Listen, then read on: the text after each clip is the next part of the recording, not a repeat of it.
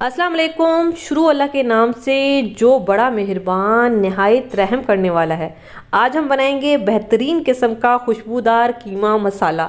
ये सिर्फ कीमा मसाला नहीं बल्कि आप इसको सालन मसाला भी कह सकते हैं, क्योंकि ये एक मसाला ना सिर्फ आपके कीमे के सालन को खुशबूदार बनाएगा बल्कि कोई भी सालन हो, आप आलू कीमा बना रहे हैं, शोरबे वाला कीमा बना रहे हैं, भुना हुआ कीमा बना रहे हैं, मटन का सालन बना रहे हैं, बीफ का सालन बना रहे हैं या फिर चिकन का सालन बना रहे हैं, सिर्फ इस एक मसाले से आप ये सारे सालन बेहतरीन और खुशबूदार बना सकते हैं। तो चलिए रेसिपी स्टार्ट करते हैं। रेसिपी पसंद आए चैनल को ज़रूर सब्सक्राइब करें। स्टार्ट करते हैं। बिस्मिल्लाहिर्रहमानिर्रहीम। तो सबसे पहले ग्राइंडर में क्या क्या मसाले डालेंगे। एक हम बादियान का फूल लेंगे, 1 टीस्पून साबित काली मिर्चें डालेंगे, इसके अलावा half teaspoon citric acid टाटरी ये डालेंगे। इसके अलावा 3 टेबलस्पून मैं इसमें डालूंगी साबित धनिया, ठीक है, ये चला जाएगा।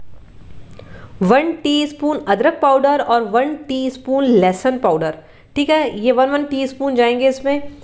इसके अलावा मैं इसमें डालूंगी खुशबूदार मेरा होममेड गरम मसाला। गरम मसाला की रेसिपी भी मेरे चैनल पे मौजूद है, ऊपर आई लिंक दे दूंगी, आप वहां से देख के गरम मसाला भी घर पे बना सकते हैं। कश्मीरी लाल मिर्च मैं इसमें डालूंगी 2 टीस्पून।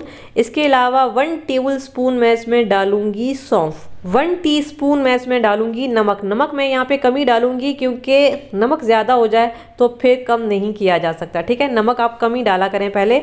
और 1 टेबलस्पून कुटी हुई लाल मिर्चें हम इसमें डालेंगे। 1 टेबलस्पून मैं इसमें डालूंगी साबित सफ़ेद ज़ीरा, ठीक है। ये सारे मसाले जाएंगे और इन मसालों को हमने ग्राइंड करना है, बहुत अच्छा ग्राइंड करना है।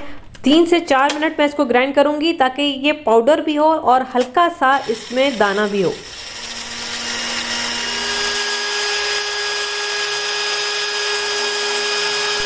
सिर्फ 2 से 3 टीस्पून किसी भी सालन में खुशबू लाने के लिए ये बेहतरीन मसाला है। तो ये देखिए जी, ये हमारा मज़ेदार सा मसाला ग्राइंड होकर आ गया है। तकरीबन 3 मिनट मैंने इसको ग्राइंड किया है, पूरा मुकम्मल तौर पे मैंने इसको पाउडर नहीं बनाया है, हल्का सा इसमें दाना है।